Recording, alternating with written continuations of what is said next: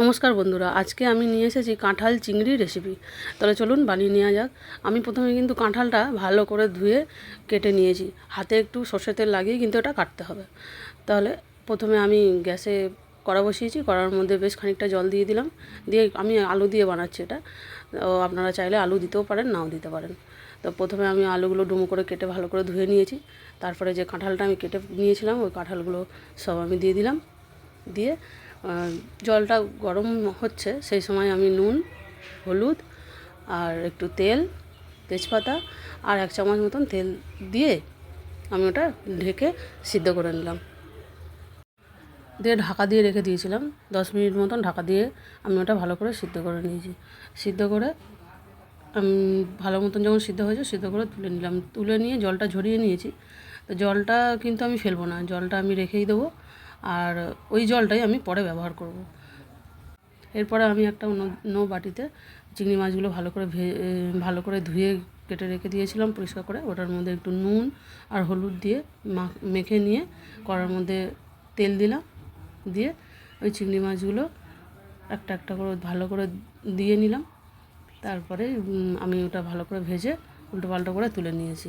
নেওয়ার পরে ওই কড়ার মধ্যেই বেশ খানিকটা আন্দাজ করে যতটা যেরকম বোঝো সেই বুঝে তেলটা দিয়ে দিলাম। দিয়ে এবার আমি জিরে ফোড়ন দিয়েছি।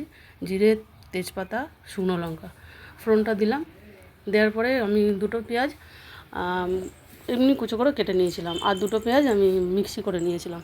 দিয়ে ওইটা দিয়ে ভালো করে ভেজে আমি যখন লাল লাল হয়েছে তখন আদা আর রসুনটা আগে আমি মিক্সি করে রেখে দিয়েছিলাম ওইটা দিয়ে দিলাম।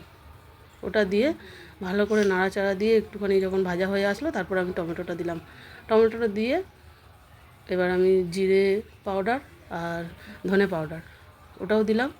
দিয়ে মশলাটা ভালো করে কষিয়ে নিতে হবে। সাথে আমাকে হলুদ দিতে হবে আর লঙ্কা গুঁড়ো দিয়েছি আর কাশ্মীরি মির্চ দিয়েছি আমি, যাতে একটু কালারটা আরও সুন্দর হয় সেই বুঝে কাশ্মীরি মির্চটা আমি দিয়েছি। আর লাস্টে নুনটা দিয়ে আমি ভালো করে মশলাটা 10 মিনিট মতন কষিয়ে নিয়েছি।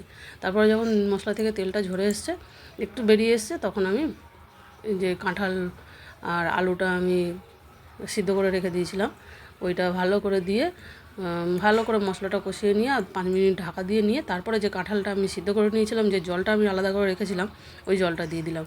দেওয়ার পরে আরেকটু স্বাদটা আমি দেখলাম আমার নুন কম হয়েছে, তো আমি আরেকটু তখন নুন দিয়ে দিলাম। দিয়ে এটা ভালো করে ফুটে উঠলো।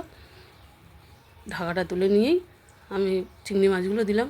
জলটা যখন ফুটবে, আমাদের যখন ঝোলটা ফুটবে তরকারি, সেই সময় কিন্তু চিংড়ি মাছটা দিতে হবে। দেওয়ার পরে গরম মশলা দিয়ে দিলাম। দিয়ে রেডি আমাদের কাঁঠাল চিংড়ি রেসিপি। তো এটা আশা করি আপনাদের খুব ভালো লাগবে। একবার রান্না করে দেখবেন, দারুণ টেস্টি।